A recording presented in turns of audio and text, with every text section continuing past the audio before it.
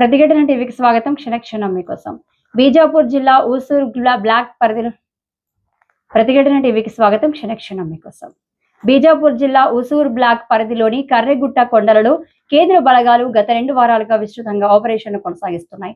Operation కగార్గా కొనసాగుతున్న ఈ ప్రత్యేక చర్యల్లో కేంద్ర బలగాలు ముఖ్యంగా సిఆర్పిఎఫ్ యూనిట్లు ఛత్తీస్గఢ్ తెలంగాణ సరిహద్దులోని గుట్టల మధ్య లోతైన అటవీ ప్రాంతాల్లో కూంబింగ్ చేస్తున్నారు.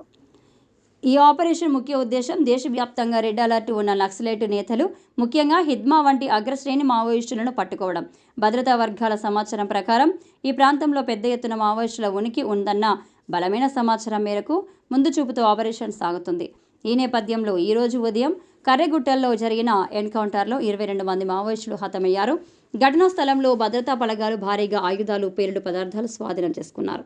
CRPF IG Rakesh Agarwal, Bastar range IG Sundar Raj P encounter కు అధికారికంగా ధృవీకరించారు.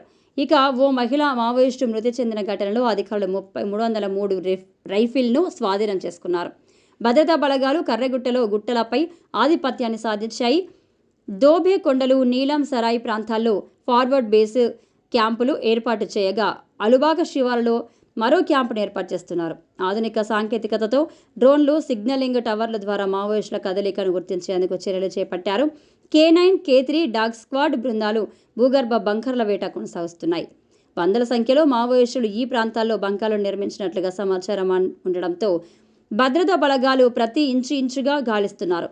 మందు పాత్రలు, ఐఈడీ బాంబులపై ప్రత్యేక నిఘా పెట్టి ముందస్తు అపాయాన్ని నివారించేందుకు జాగ్రత్తలు తీసుకుంటున్నారు.